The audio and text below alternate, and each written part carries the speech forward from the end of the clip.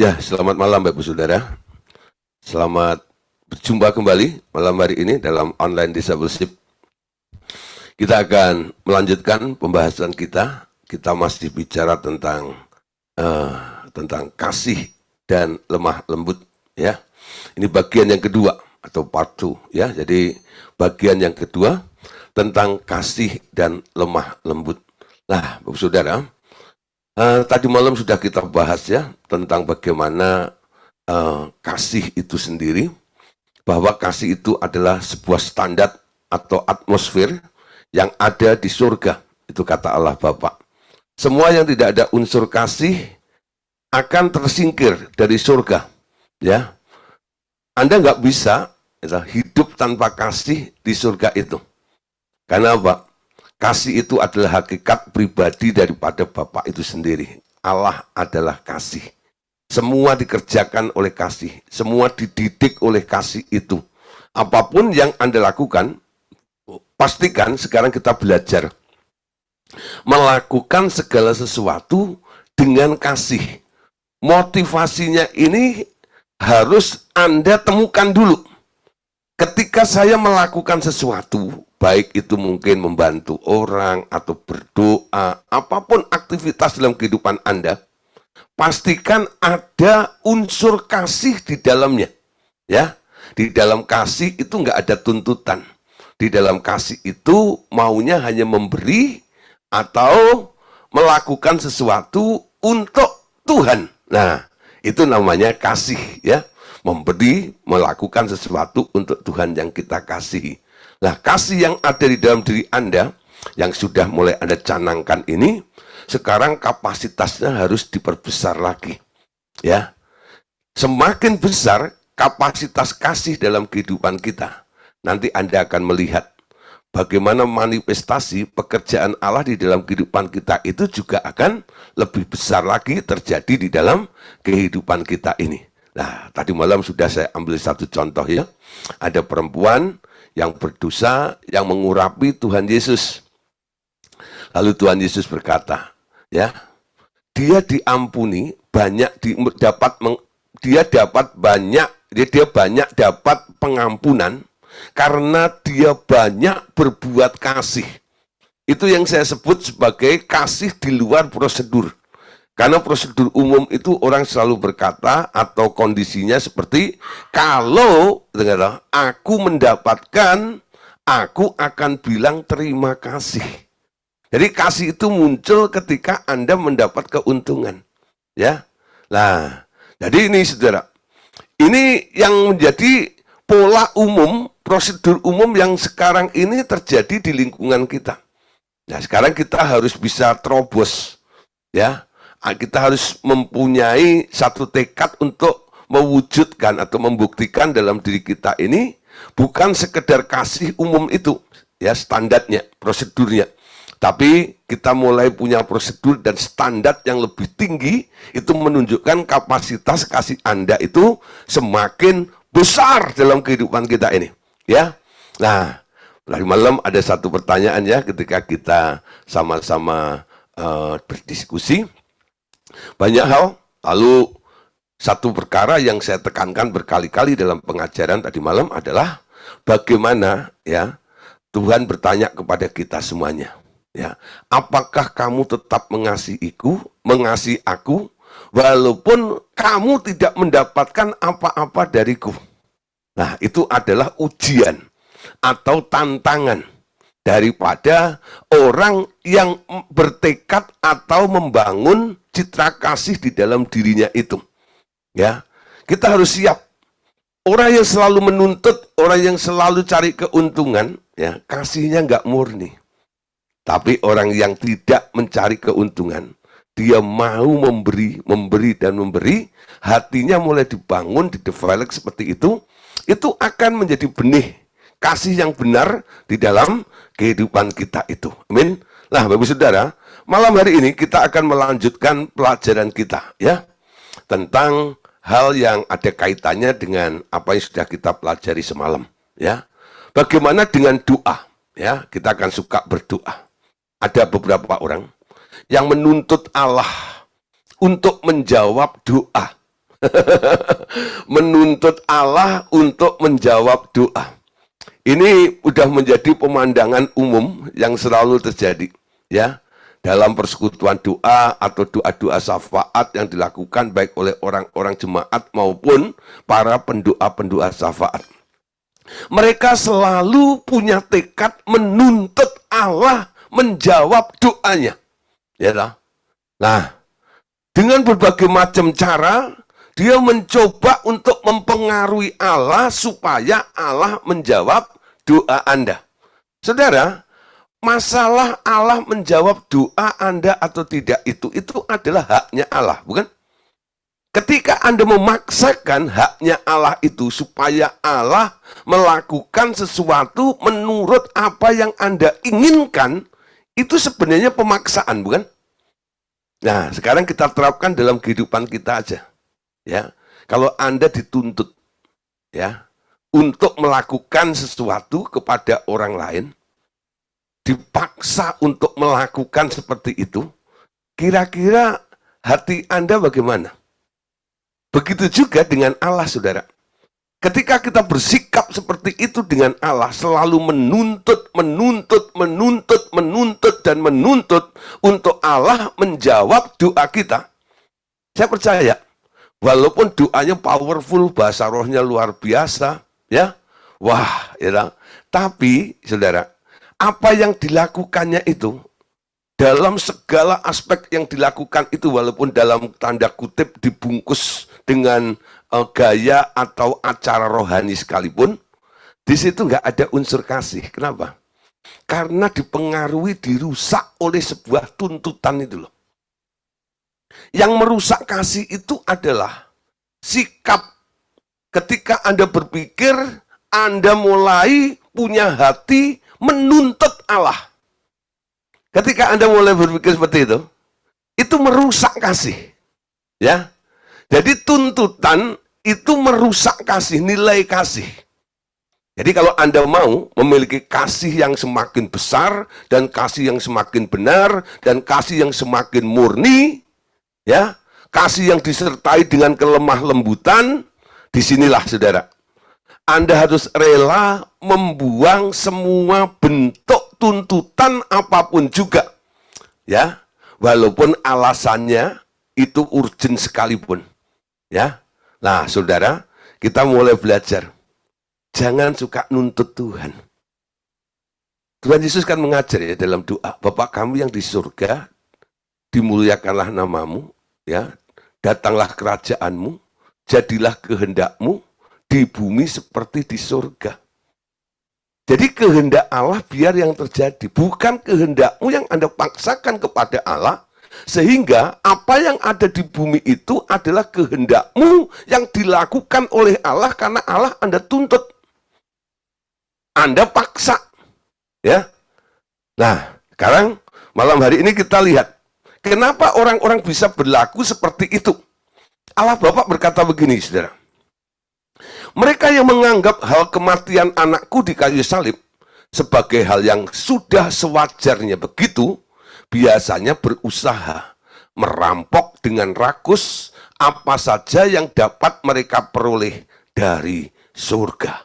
Ya, jadi Bapak itu menilai orang-orang yang telah ditebus oleh Tuhan ini, mereka sekarang menganggap kematian Tuhan Yesus di kayu salib itu sebagai hal yang sudah sewajarnya begitu. Ya, memang dia datang untuk menebus saya. Lalu mereka mulai bilang, tuh, kan dibilang sudah selesai, dosa sudah diampuni, ya, miskin menjadi kaya dan semua, dan itu menjadi pola paten di dalam kehidupan kita ini. Nah, sekarang aku yang sedang kekurangan ini, aku harus tuntut Tuhan untuk menyembuh, untuk apa? Kekurangan, untuk memberikan kelimpahan dalam kehidupan, untuk menyembuhkan aku. Ya, nah saudara, segera paham ya. Memang ada sebuah kebutuhan dalam kehidupan Anda. Karena Anda sakit, Anda pengen sembuh, bukan? Ya. Lalu Anda mulai paksa Tuhan untuk Tuhan menyembuhkan Anda. Nah, saudara, ada tuntutan, ada paksaan. Ya. Nah, saudara, di sini kita harus belajar. Kasih itu harus juga ada unsur kelemah lembutan. Unsur kelemah lembutannya akan hilang kalau tuntutannya terus dikembangkan di dalam sikap kita. Hargai setiap apa yang dilakukan oleh Tuhan Yesus. Pengorbanan Tuhan Yesus itu karena dia tunduk dan taat serta mengasihi Bapaknya. Ada unsur kasihnya di situ. Dia mengasihi. Kita mulai belajar. Belajar dari apa yang telah dikerjakan dan dilakukan oleh Tuhan Yesus ini. Dia mau mengerjakan sesuatu, walaupun itu hal yang sangat menderita sekalipun, dia tetap lakukan. Karena dia sangat-sangat mengasihi Bapaknya. Ya, bukan semata-mata hanya untuk menebus manusia. Tapi hatinya Yesus itulah yang harus kita teladani. Yang harus kita contoh. Supaya apa? Kita memiliki kapasitas dan kualitas kasih seperti apa yang Tuhan Yesus telah berikan contoh yang dia kerjakan dulu di depan kita ini. Nah, saudara, jadi Bapak tadi katakan mereka yang menganggap hal kematian anakku di kayu salib sebagai hal yang sudah sewajarnya begitu, biasanya berusaha merampok dengan rakus apa saja yang dapat mereka peroleh dari surga. Nah, saudara, namun, mereka yang merendahkan diri, mereka di hadapanku akan ditinggikan sebagai demonstrasi dari anugerahku yang besar. Tuhan akan menjawab, akan mendemonstrasikan anugerahnya, kuasanya ke dalam kehidupan kita. Kalau Tuhan melihat ada bejana hati, yaitu hati yang rendah di hadapan Tuhan. Tuhan akan buktikan, Tuhan akan nyatakan, mendemonstrasikan itu kuasanya dalam kehidupan kita, saudara. Jadi caranya sekarang gampang ya. Bukan menuntut. Semakin kita merendahkan hati, bukan rendah diri. Rendah diri dengan rendah hati itu beda ya. Rendah diri itu Anda selalu self-pity, melihat keadaanmu, Anda tidak layak di hadapan Tuhan. Minder. Rendah diri. Oh Tuhan, lihatlah keberadaan hambamu ini. Hambamu tak lain tak bukan hanya cacing dan tanah liat. Oh Tuhan, tolonglah lihatmu. Hambamu ini Tuhan. Hambamu tak layak datang kepadamu. Tapi karena butuh aku nongol juga akhirnya. Lah saudara itu. Gak layak tapi nongol juga. Itu sebenarnya gak tahu diri. Banyak orang kadang-kadang begitu ya. Itu sebenarnya bahasa orang-orang yang minder atau rendah diri. Rendah hati itu beda dengan rendah diri. Ya, rendah diri itu selalu mengakui apa kekurangan di dalam dirinya. Ya, bahkan merendah-rendahkan supaya Tuhan kasihan dengan Anda. Ya, sampai mengatakan Tuhan, aku ini cacing dan tanah liat, lihatlah hambamu ini. Lah, saudara, Anda nggak perlu sampai ke situlah. Ya, merendah-rendahkan diri Anda seperti itu di hadapan Tuhan. Ya. Tapi Anda harus belajar menjadi orang yang rendah hati. Apa itu rendah hati? Rendah hati itu beda dengan rendah diri. Rendah diri adalah perasaan tidak layak. Rendah hati itu adalah nrimo ing pandum. Nah, itu bahasa rohnya. Apa itu? Nrimo ing pandum itu apa? Itu bahasa roh tuh, ya loh. Dari Jogja, ya loh. Nrimo ing pandum, you know. You know, siap atau rela menerima keputusan Tuhan gitu loh. Ya, Tuhan, apa yang kau pandang baik? Itu yang boleh terjadi dalam kehidupanku. Kalau engkau pandang baik, engkau mau sembuhkan aku. Itu aku siap Tuhan. Aku nggak ngotot untuk engkau sembuhkan. Tapi kalau engkau pandang baik, engkau mau menyembuhkannya, silahkan sembuhkan aku. Loh, saudara, apa ada orang berdoa seperti itu? Jarang ya. Jarang orang berdoa seperti itu. Memang kelihatannya, kalau Anda ketemu dengan orang-orang karismatik, ya, orang karismatik itu akan berkata, itu doa orang lemah, adanya. Ya, doa itu harus ngotot sama Tuhan. Gedor pintu surga. Kalau perlu dobrak pintu surga itu. Nah, bertalu-talu. Terus memohon, melolong-lolong dengan Tuhan. Jangan berhenti sebelum Tuhan membuktikan dan menjawab doa Anda. Wow. Itu gaya orang karismatik, saudara. Kalau begitu ya, ku tak akan menyerah pada apapun juga sebelum ku coba. Oh, ya. Semua yang ku bisa. Doa bertalu-talu kepada itu. Nah, saudara, berdoa itu harus sesuai dengan kehendak Allah. Baru nanti dijawab oleh Allah. Dan apa yang dijawab oleh Allah menurut keinginannya, itulah hal yang berkenan di hadapannya. Ya, orang-orang yang merendahkan diri atau merendahkan hati di hadapan Allah, ia akan ditinggikan, kata Bapak tadi. Tuhan melihat bejana dari orang-orang yang rendah hati. Ketika Anda rendah hati, nerimo ing pandum tadi, Tuhan akan melihat, ya, ini orang pantas aku tolong nih. Kenapa? Dia nggak ngeyel, dia nggak ngedumel, dia nggak bantah-bantah, dia nggak ngotot-ngotot seperti itu. Tapi dia mau ngerti aku.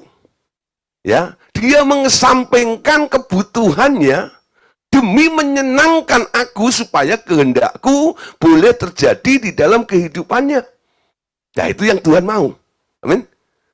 Mengesampingkan kehendak kita, kebutuhan kita, keinginan kita, demi kehendak Allah boleh terjadi di dalam kehidupan Anda. Itulah yang disebut rendah hati. Amin. Itu rendah hati. Gak terus ngotot seperti itu loh. Doa-doa yang berbau ngotot itu sudah mulai dilenyapkan. Kalau Anda masih begitu dan minta didoain, nanti saya doain, tak tengking, gitu. Sapu bersih, nyah keluar. Semua bentuk, ya, dorongan-dorongan untuk ngotot dan bantahan dengan Tuhan itu lepas, nyah keluar.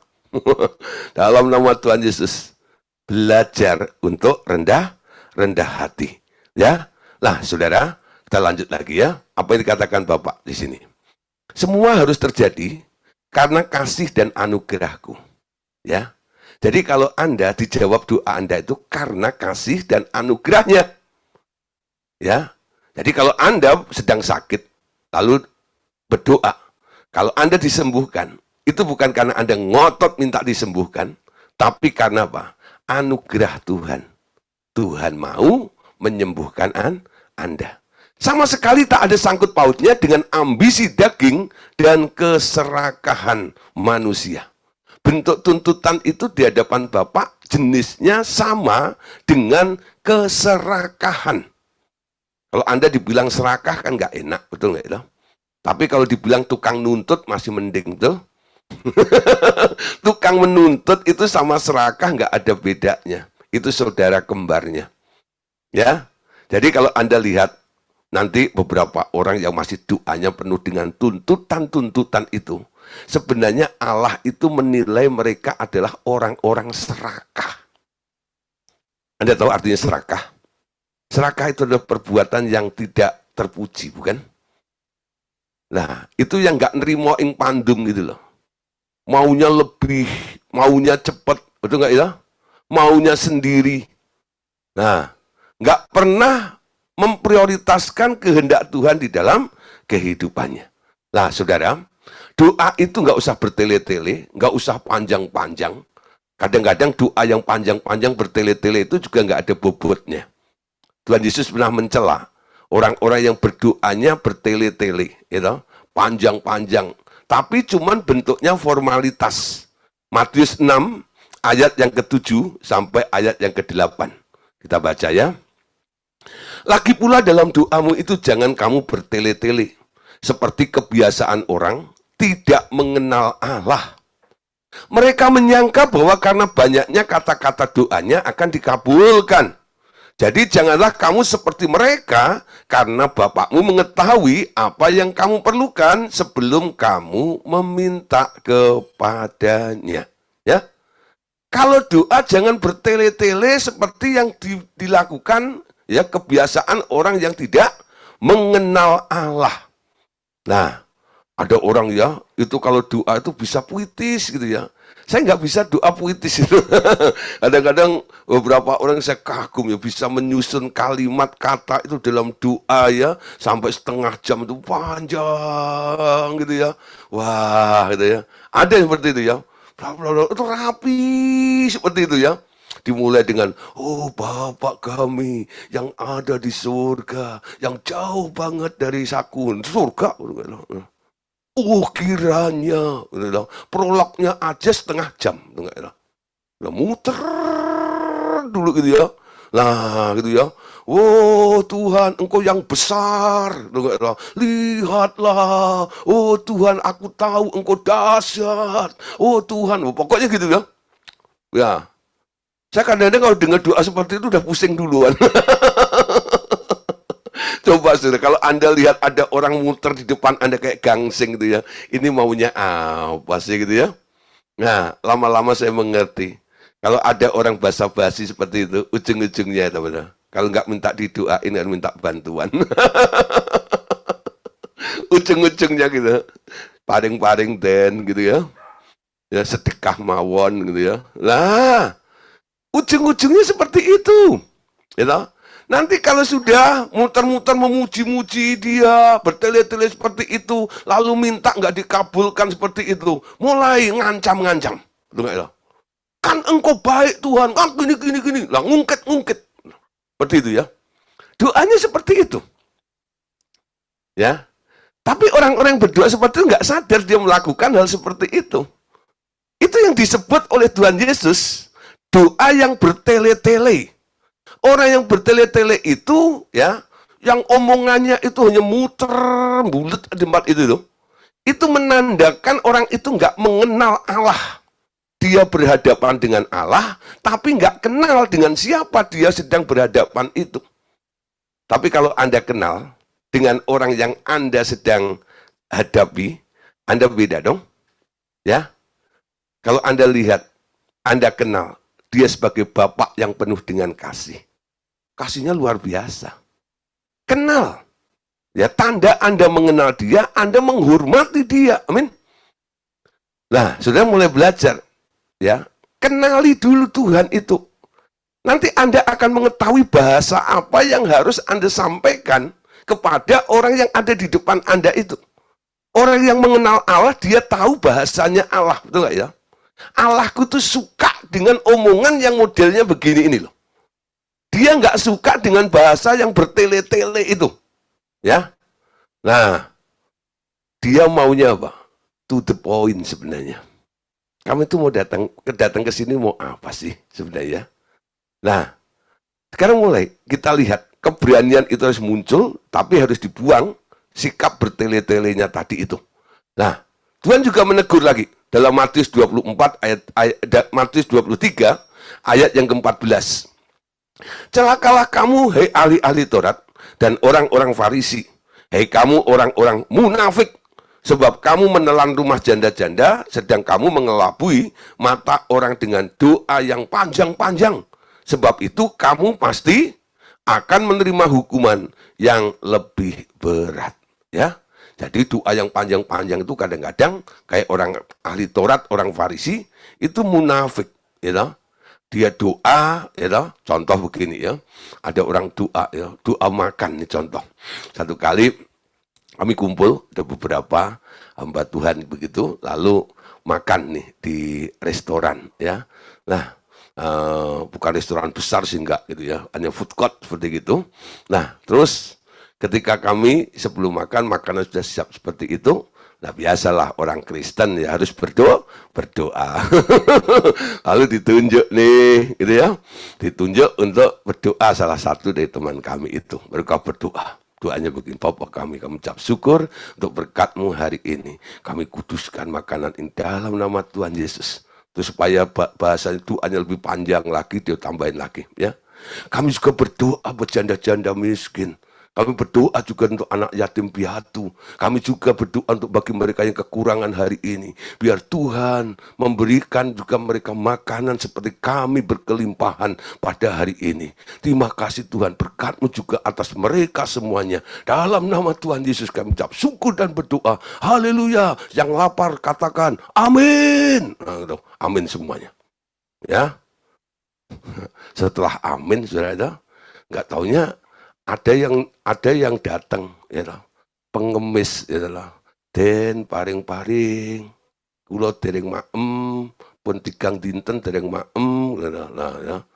Sudah 3 hari belum makan, tolong kasih saya sedekah, gitu ya. Itu hamba Tuhan tadi, teman saya yang sudah berdoa, gitu. Ya, tadi kan doa untuk fakir miskin, orang miskin, anak yatim dan sebagainya itu. Dia bilang gini, ya, bu. Nah, yang lainnya saja, gitu ya. Yang lainnya saja. Tadi dia berdoa gitu, supaya Tuhan memberkati orang miskin yang nggak bisa makan, ya. Nah, lalu datang orang minta diberkati, gitu. Dia nggak mau memberkati dia. Suruh pergi. Ini contoh klasik aja, ya. Jadi kita bisa berdoa ngomong untuk Tuhan memberkati orang-orang miskin. Ya. Orang miskinnya datang, Anda usir, nggak diberkati. Ya. Ini munafik, betul? Ya, sebenarnya Tuhan kan ngetes kamu tadi berdoa, ya, supaya orang miskin diberkati. Tuh, tak bawa orang miskin di hadapanmu. Seperti doamu, kamu lakukan nggak? Nah, nggak banyak lakukan seperti itu. Nah, itu yang dibilang oleh Tuhan Yesus. Kayak ahli Taurat orang Farisi. Munafik. Ya. Dia menyuruh, mengajar orang-orang untuk berbelas kasihan. Ketika melihat orang jatuh di tangan penyamun, dia lari aja. Dia lewat aja. Justru orang Samaria yang nggak kenal Tuhan, dia yang menolong dia. Betul? Nah, saudara, itu yang dikecam oleh Tuhan Yesus. Ya, orang-orang munafik. Jadi bahasa doanya itu hanya formalitas. Teorinya, tapi tidak dipraktekkan di dalam kehidupannya. Nah, itu nggak ada kasih, betul? Nah, itulah yang Tuhan ingin. Jangan Anda supaya kelihatan wah gitu doa Anda, gitu, Anda pakai bahasa yang tinggi-tinggi. Tapi ketika Tuhan ingin Anda melakukan apa yang Anda katakan itu, Anda nggak sanggup untuk membuktikannya. Ya, nah, saudara, itu termasuk kegiatan-kegiatan yang dilakukan atas dasar daging. Bapak katakan, orang yang hidup di dalam daging hanya mementingkan dirinya sendiri, tanpa mau menyerahkan hidup dan kekhawatirannya kepada Tuhan. Sehingga mereka menjadi pendoa-pendoa yang merisaukan surga dengan permintaan-permintaan dan tuntutan kedagingan mereka. Agar Tuhan mendengarkan doa-doa mereka tanpa mau peduli, ya, bahwa ia sebenarnya menantikan mereka datang untuk menjadi kekasihnya. Ya, nah, ada orang-orang yang hidup dalam dagingnya hanya mementingkan diri sendiri. Lalu mereka mulai masuk dalam ministry. Jadilah pendoa syafaat, jadilah hamba Tuhan. Ya, nah, terus menjadi agen surga. Banyak orang yang datang untuk titip doa. Tolong Pak, doain saya. Ya, tolong doain saya. Doain apa, Bu? Nah, lalu ada formulir atau form doa. Nah, biasanya ada ya di gereja-gereja atau di kelompok-kelompok persekutuan gitu. Nanti ada form doa ya di situ. Doa, minta ini, minta mobil Mercy, minta apa? Wah, gitu ya, banyak gitu ya. Nah, orang pada nulis semuanya ke situ gitu. Diserahkan ke situ. Lalu orang itu berkata, kumpulkan semua form doa itu, ya. Mari kita tumpang tangan bersama-sama. Tuhan, Engkau melihat semua apa yang ditulis dalam form doa ini. Tuhan, aku minta Engkau menjawab doa-doa mereka itu dalam nama Tuhan Yesus. Lah, kadang-kadang juga dia nggak baca juga bentuk doanya apa. Yang ditulis di tempat itu juga, ya. Saking banyaknya, coba kalau jemaatnya ini sampai ribuan gitu ya. Lalu 2.000, 3.000 orang ngisi form doa gitu. Lah mana sempat dia baca itu enggak. Nah, isinya apa permintaannya? Nah dari 10.000, dari 3.000 orang itu pasti permintaannya aneh-aneh ya. Nah, dan itu kadang-kadang kebanyakan dari permintaan orang-orang yang minta didoain itu adalah sebenarnya keinginan-keinginan untuk kepuasan daging mereka semuanya. Nah, banyak pendoa-pendoa kadang-kadang menerima orderan seperti itu untuk dibawa kepada Tuhan. Ya, itu tadi yang dikatakan, orang yang hidup di dalam daging hanya mementingkan dirinya sendiri tanpa menyerahkan hidup dan kekhawatirannya kepada Tuhan, sehingga mereka menjadi pendoa-pendoa yang merisaukan surga dengan permintaan-permintaan dan tuntutan kedagingan mereka. Sekarang Anda mengerti ya, kalau Anda mungkin mendapat orderan, ya, ada orang minta didoain mungkin ya, orang datang jauh-jauh pergi ke Purwokerto, nah nyari Bu Esther Harjani, wah lalu Bu tolong doain saya.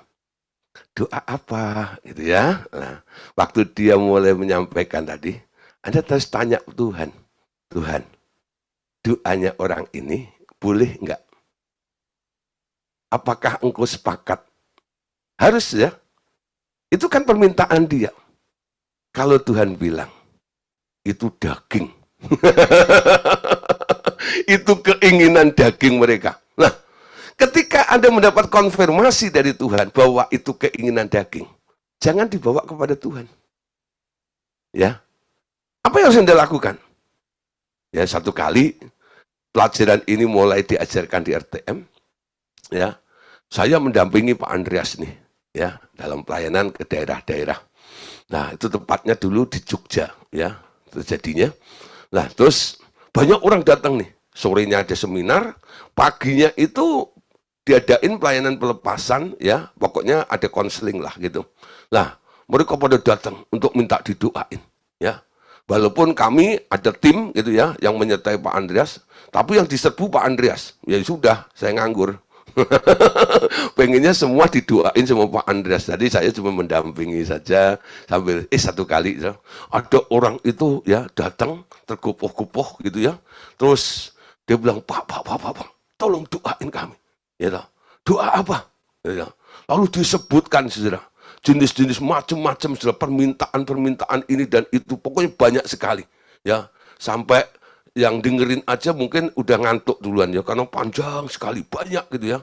Lalu Pak Andes bilang gini, sini nih ya, saya pikir sini tak doain, ternyata Pak Andes bilang gini, sini nih tak pateni loh. Kaget saya gitu, pakai bahasa Jawa, Rene tak pateni. Saya sempat kaget. Loh, Pak, saya pikir tadi sini tak doain. Loh kok sini tak bunuh? Lah orang itu juga kaget itu. Dia lihat tangannya Pak Andes bawa pistol atau bawa pisau gitu. Enggak, gitu. Pak Andes enggak bawa apa-apa gitu. Tapi Pak Andes bilang, sini nih. Tak pateni. Gitu. Lalu orang itu tanya, Pak, saya enggak mau dibunuh. Saya mau didoain. Nah, lalu Pak Andes senyum. Lalu Pak Andes bilang gini, tahu nggak? Keinginanmu yang banyak itu sebenarnya adalah keinginan daging yang harus dibunuh. Bukan kamunya yang dibunuh. Tapi semua keinginanmu itulah yang harus dimusnahkan dan dibunuh. Tapi Pak, itu kan penting buat saya. Betul nggak ya? Bukan persoalannya penting buat kamu atau enggak. Kalau itu bentuknya kedagingan, semua hal yang bersifat daging, yang mengandung unsur daging, itu tak ada yang berkenan di hadapan Allah. Ya, nah, dari sini tak pateni. Nah, kadang-kadang kita harus selektif. Jangan sampai seperti apa yang Bapak tadi katakan, ya. Mereka menjadi pendoa-pendoa yang merisaukan surga dengan permintaan-permintaan dan tuntutan kedagingan mereka. Jangan sampai hanya menerima orderan dari orang-orang yang keinginan dagingnya kuat sekali. Ya, mungkin Anda sudah mulai belajar. Saya mau berdoa menurut kehendak Allah. Tapi kadang-kadang ada orang titip doa buat Anda dong. Ya. Nah ini penting juga. Siapa tahu nanti ya loh, Pak Andreas Andi datang Pak Gideon doain. Ya. Nggak taunya saya dibisikin Roh Kudus. Itu daging loh. Ya saya bilang, ini tak pateni. Pak, gitu ya. Nah, jangan kaget nanti satu hari ya. Wah, Pak, saya jauh-jauh dari Cikarang datang ke Metro, gitu ya. Kok cuma digituin? Nah, harusnya bersyukur, enggak itu? Dagingmu ada yang membuang, betul enggak itu? Daripada dimanjakan terus dan Anda hidup dalam keinginan daging, lama-lama hidupmu dibuang oleh Tuhan. Mending dibypass oleh Tuhan lebih dahulu di depan supaya hidupmu layak di hadapan Tuhan. Amin. Supaya keinginanmu diganti dengan keinginan Tuhan dalam kehidupan kita. Amin. Jadi dalam berdoa, jangan menuntut. Semua bentuk tuntutan itu sumbernya dari daging. Ya. Tapi kalau kehendak Allah, itu nggak ada, nggak ada tekanan atau kondisi tuntutan dalam kehidupan Anda itu nggak ada. Doamu itu nanti kayaknya cocok gitu loh. Ya. Nah, tapi kalau enggak, ketika Allah mulai pending doa Anda mencoba untuk mengejar, mendobrak supaya Tuhan berbelas kasihan menjawab doa Anda. Tapi kalau sudah cocok dengan hatinya Allah, belum ngomong aja, nanti Tuhan sudah menjawab. Amin. Nah, jadi ini penting sudah, ya. Jadi Dia akan menjawab doa-doa kita semuanya, doa yang menurut kehendaknya. Amin. Nah, agar Tuhan mendengarkan doa mereka tanpa mau peduli bahwa Ia sebenarnya menantikan mereka datang untuk menjadi kekasihnya. Nah, saudara, sekarang kita telah mendengar ya, ada istilah dalam Alkitab tentang kerajaan surga yang diserong, ya, kerajaan surga yang diserong. Nah, sejak Yohanes Pembaptis muncul, kerajaan surga telah siap untuk setiap orang yang ingin diselamatkan. Banyak orang yang telah menunggu grand opening kerajaan ini. Mereka telah siap untuk menyerbu masuk untuk diselamatkan. Nah, Matius 11 ayat 12 itu ayatnya.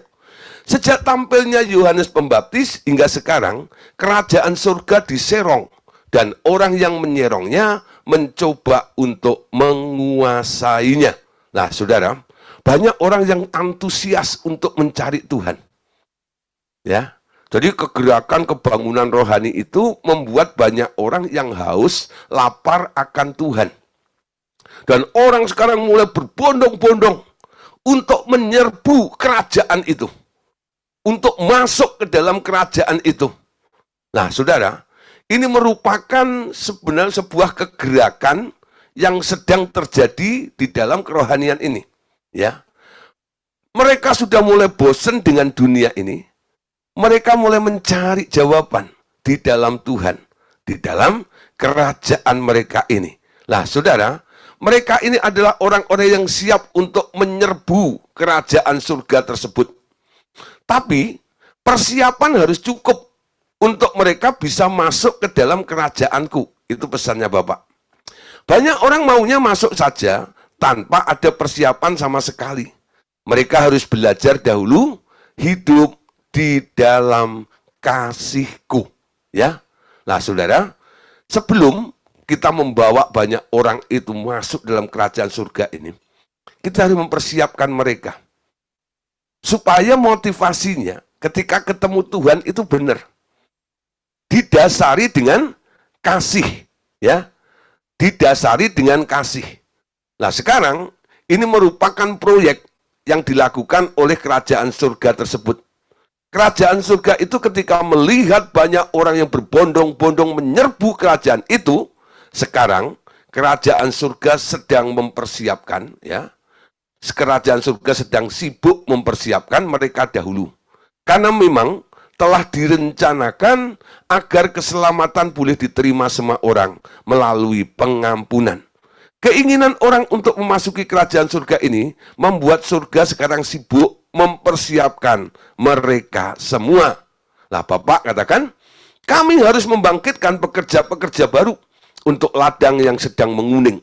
Surga harus bekerja keras untuk tuaian besar akhir zaman dan membangkitkan pekerja-pekerja seperti engkau untuk mengerjakannya. Nah, saudara, kita lihat ya, banyak orang mungkin kondisi dunia ini sudah membuat orang bosen kadang-kadang ya.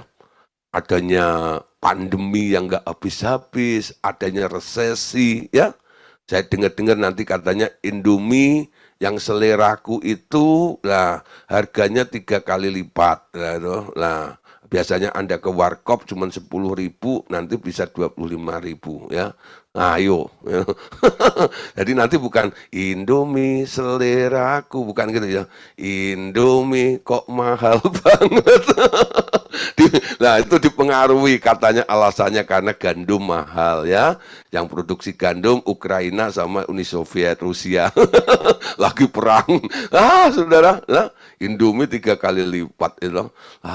Nanti belum yang lainnya. BBM gitu ya. Nah, itu juga, waduh, ini subsidi kalau pemerintah sudah nggak kuat lagi dilepas. Nah, saudara. Nah, semuanya nanti akan jadi mahal semuanya. Kayaknya dunia ini sudah nggak membuat orang itu sejahtera, betul nggak? Mereka mencari tempat yang sejahtera, tempat yang penuh damai, yang memberikan jawaban, kekuatan, penghiburan dalam kehidupan mereka. Nah, nanti saudara, kalau situasinya itu semakin parah, Anda akan melihat di mana ketika terjadi banyak musibah, itu sebenarnya merupakan saat panen bagi kerajaan surga, betul? Orang sudah mulai bosan dengan dunia. Orang lari dari Tuhan mencari dunia karena dunia memikat mereka. Tapi ketika dunia itu membuat mereka jenuh, membuat mereka kembali bosan dan stres di dunia itu, dia cari kemana ini? Lah mereka nanti melihat, ketika mereka menyaksikan hidup Anda di dalam kerajaan surga, karena percaya kepada Tuhan Yesus itu, berbeda dengan mereka. Dunia boleh resesi, tapi anak-anak Allah tetap resepsi. Enggak lah, ketika Anda nanti dilihat tampil beda seperti mereka, mereka akan pengen, betul enggak ya? Datang ke alamat kita ini. Aku mau dong seperti kamu. Aku mau dong percaya kepada Tuhan Yesus. Nah, jadi sebentar lagi akan ada panen besar-besaran. Panen jiwa-jiwa. Ya, panen jiwa-jiwa. Nah, ini merupakan kesempatan bagi gereja Tuhan. Untuk apa? Mengumpulkan gandum-gandum ya jiwa-jiwa ini di dalam lumbungnya Allah ini. Dalam kerajaan surga ini.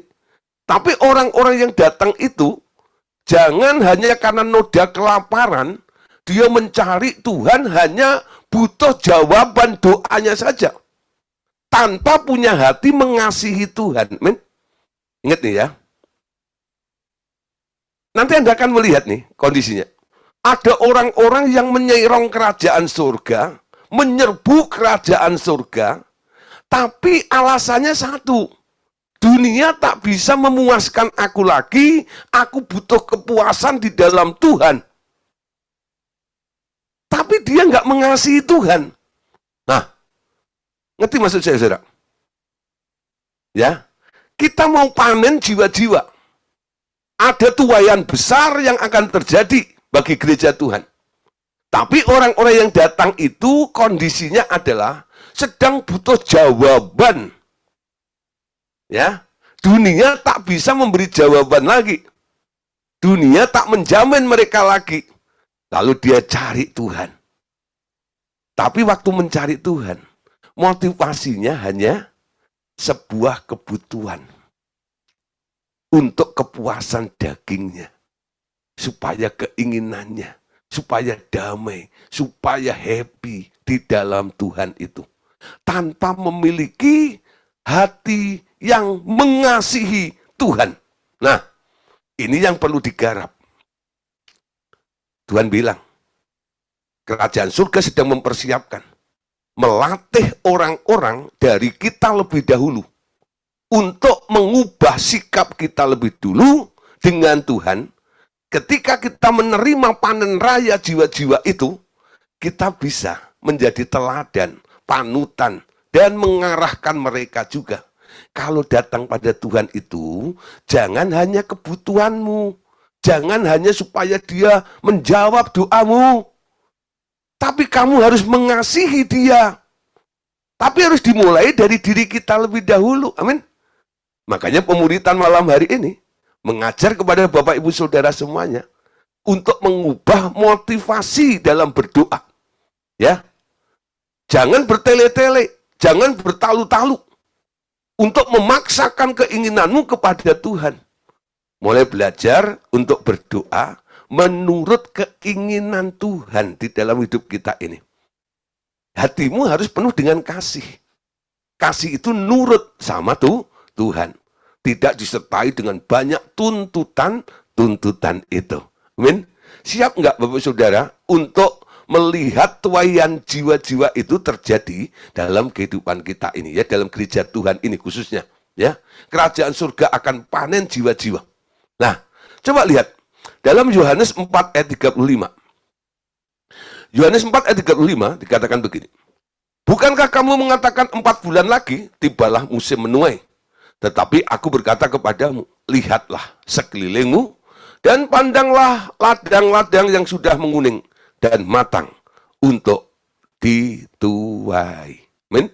Nah, saudara, lihatlah sekelilingmu, pandanglah ladang-ladang yang sudah menguning dan matang untuk dituai.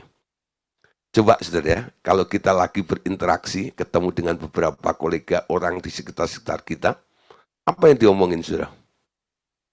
Harga-harga yang melambung, gitu ya lah. Keadaan yang nggak menentu, gitu ya. Kekhawatiran, tuh. Itu selalu terjadi. Penyakit yang nggak disembuhkan, gitu ya. Utang yang belum terbayarkan. Nah, kurang lebihnya, ya, hal-hal itulah yang sering Anda dapatkan jumpai dari orang-orang yang keadaannya seperti itu. Itulah yang disebut, ya, ladang sudah menguning. Pandanglah ladang sudah menguning. Pandanglah sekitarmu, lihatlah sekelilingmu, dan pandanglah ladang-ladang sudah menguning dan siap untuk dituai. Setiap jeritan hati mereka, ya, dalam kekurangan, dalam masalah mereka. Sekarang kita ambil kesempatan ini. Kita bisa berkata, ini adalah ladang yang sudah menguning, siap untuk dituai. Ya, tapi jangan terus Anda bilang, oh gini. Iya ya, aku sendiri juga ngalami seperti itu. Lalu podo wae. Nah, Anda harus bisa menjawab mereka. Buktikan dulu jaminan Allah di dalam kehidupan Anda itu. Bagaimana Allah menolong dalam kehidupan Anda. Nah, Anda mulai dipersiapkan dulu.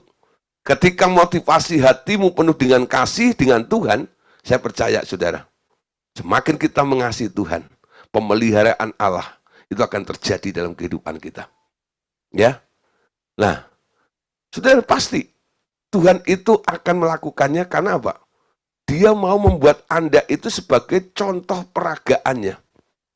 Sehingga ketika orang bertanya, pengen tahu tentang bukti pemeliharaan Allah, dia akan melihat apa yang terjadi di dalam kehidupan Anda. Kalau orang tanya nih ya, saya khotbah tentang iman, bagaimana Tuhan memelihara. Orang beriman itu adalah orang yang dipelihara oleh Allah. Ya. Lalu orang bertanya, bagaimana Allah memelihara? Saya bilang, lihatlah hidup saya. Saya dipelihara Tuhan. Nah, tak pernah kekurangan. Selalu ada. Ya. Nah, Tuhan selalu mencukupkan. Apa yang saya alami dengan Tuhan, itu bisa menjadi bukti yang tak terbantahkan. Ya. Mana mungkin Tuhan gitu? Mungkin. Mana bisa? Bisa. Mana ada? Ada. Contohnya, saya. Nah, Anda harus bisa bilang begitu. Betul?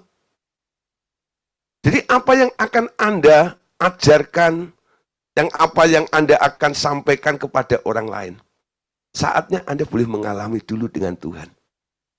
Hatimu mulai berpaut dengan Tuhan. Memandang apa yang Tuhan telah kerjakan di dalam kehidupan kita ini, itu adalah anugerah yang mengubah hidup kita, sehingga kita menghargai karya anugerah Tuhan itu.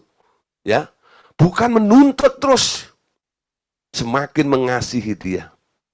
Terima kasih Tuhan, Engkau begitu baik padaku. Aku sangat mengasihimu. Nah, jangan menuntut dulu. Perkuat, perbesar, ya, tambahkan kapasitas kasihmu kepada Allah. Dan Anda akan melihat hasilnya, dampaknya dalam kehidupan kita ini. Amin. Ladang-ladang sudah menguning di sekitar kita. Siap untuk dituai. Nah, saudara, Lukas 10 ayat yang kedua, dikatakan, katanya kepada mereka, tuaian memang banyak, tetapi pekerja sedikit. Karena itu mintalah kepada Tuhan pemilik tuaian itu, supaya ia mengirimkan pekerja tuaian itu. Amin. Nah, saudara, ketika tuaian itu sudah ada di depan mata kita, tapi pekerjanya kurang. Pekerjanya kurang. Ya.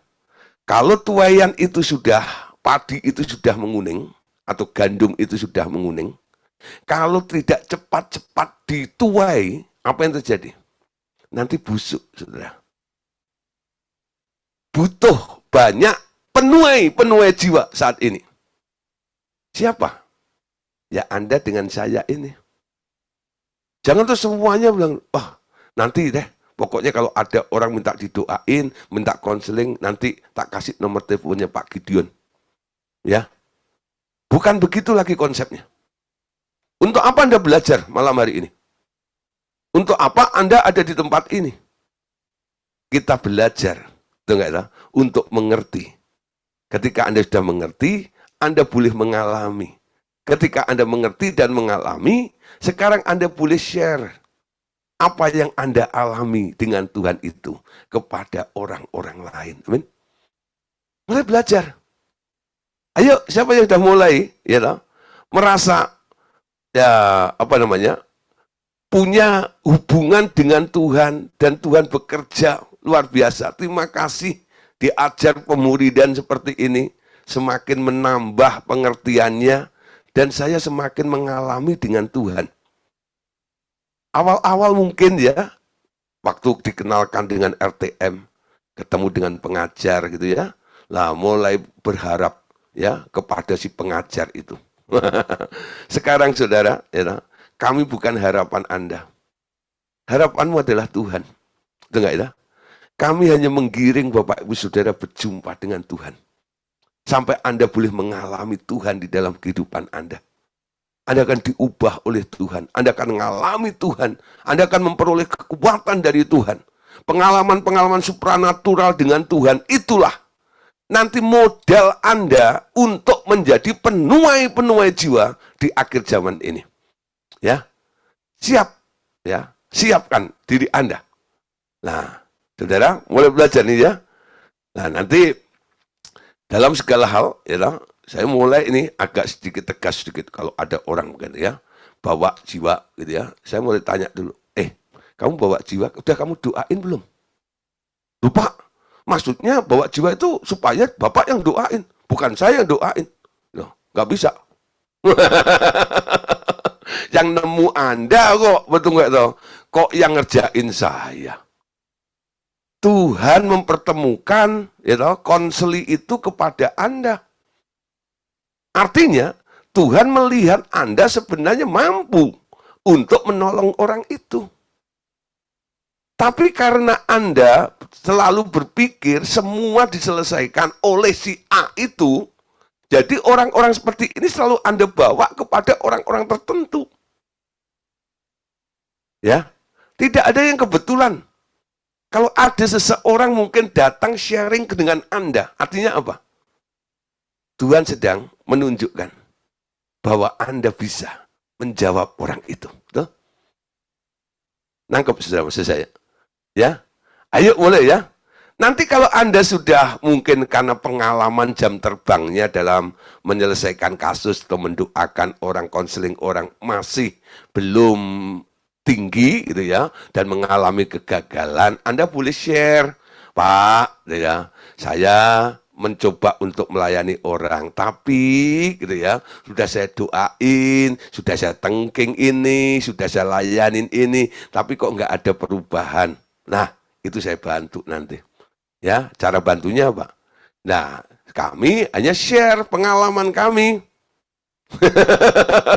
Ya, saya tidak take over, ambil alih masalah itu. Nah, apa yang saya alami boleh saya sharekan kepada Anda. Lalu Anda boleh coba kembali untuk melayani orang itu. Karena Anda pernah mendengar pengalaman orang lain dalam melayani orang lain juga. Amin. Dulu, Bapak Saudara ya, saya boleh bisa melayani seperti ini. Dulu juga jiplak habis. You know. Jadi saya pelototin, ya, itu senior saya, Pak Andreas itu, gimana ya cara doain? Oh gitu, you know.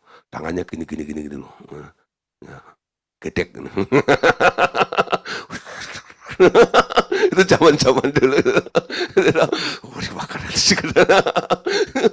Wah, ada awal-awal begitu ya. Jadi itu sampai beberapa gaya boleh saya pahami. Ya. Oh, lalu cara ngomongnya begini ya, terus nanyanya begitu itu. Betul-betul teorinya itu saya pelajarin gitu ya. Ya, saya tiru begitu. Lalu saya terapkan ke orang lain persis gitu ya. Nah, kepada orang lain seperti itu. Oh, coba-coba seperti itu. Dilalah, kok juga bisa ya? Tapi macetnya juga banyak, saudara. Ya toh? Sampai satu hari saya tanya pada Pak, Bapak doain orang, ya toh? Lalu saya tiru caranya kepada orang lain dalam kasus yang sama seperti ini nih. Bapak bisa berhasil, saya kok enggak, bilang gitu ya. Nah, saya bilang, lalu Pak Andes bilang, kamu kurang jeli saja. Ya, mekanismenya mungkin sama, ya sudah kamu lakukan, tapi responnya ketika manifestasi terjadi gitu, kamu nggak nangkep situasinya, nggak bisa membaca situasinya. Nah, coba nih, jangan hanya terfokus dengan teorinya, lebih bisa mengenal situasinya itu. Ketika orang Anda ajak ngomong itu, paling nggak tatap matanya ya. Nah, nanti dari mata itu bisa Anda membaca sesuatu kadang-kadang. Ketika orang Anda doain, manifestasinya apa? Jangan hanya terpaku dengan teorinya. Oh begitu Pak, ya. Akhirnya saya praktekkan. Lama-lama, saudara, Tuhan ajar. Awalnya niru dulu, nyontoh dulu, nggak apa-apa. Jadi kalau Anda mungkin mengalami kegagalan dalam melayani, lalu nanti ada senior Anda yang berbagi ya tahu pengalamannya dengan Anda. Nah, itu menguatkan. Nah, bolehlah Anda mencoba dulu polanya. Ya. Seperti senior itu melakukannya. Oh, coba saya tiru deh yang itu. Nggak apa-apa, saudara. Ya. Nah, jadi paling tidak Anda yang tetap melayani. Mintalah tuayan, mintalah pekerja untuk tuayan itu. Kita butuh pekerja-pekerja banyak di akhir zaman ini. Ya. Orang-orang yang bekerja untuk Tuhan. Dididik. Jadi kalau sudah ikut kelas pemuridan ini, sebenarnya level Anda itu bukan pasien. Anda sedang dicetak untuk jadi mentor. Amin. Menjadi konselor. Nah, tempatkan diri Anda sebagai konselor. Tapi kalau Anda belajar pemuridan seperti ini, tapi Anda tetap berpikir dan menempatkan diri Anda sebagai konseli, pasien terus. Nah, ya udah, firman yang diajarkan ini hanya menjadi penghiburan-penghiburan saja. Tapi kalau Anda menempatkan diri, aku mau belajar di pemuridan ini. Aku mau jadi konselor. Aku mau menjadi pemimpin. Aku mau menjadi hamba Tuhan di situ. Aku mau melayani. Nanti beda, saudara. Pengertian yang diberikan oleh Roh Kudus kepada Anda, porsinya juga berbeda. Dan dia akan memandang Anda. Inilah pekerja-pekerjaku akhir zaman. Ya, tuayan sudah di depan mata kita. Ladang sedang menguning. kasihnya harus dilimpahkan, kapasitasnya harus diperbesar lagi. Semakin mengasihi Tuhan, semakin mengerti kehendak dan hatinya Tuhan, semakin dipercaya oleh Tuhan. Ya, nah saudara, malam hari ini ya kita sampai di sini dulu ya tentang masalah kasih sambungannya yang kemarin. Ya, nanti hari Senin kita akan masuk ada kelemah lembutannya. Nah ini hal yang lain, tapi masih ada kaitan dengan kasih itu, sisi dari kelemah lembutannya yang akan kita bahas dalam sesi berikutnya nanti. Oke, puji Tuhan, Tuhan Yesus memberkati kita semuanya. Amin.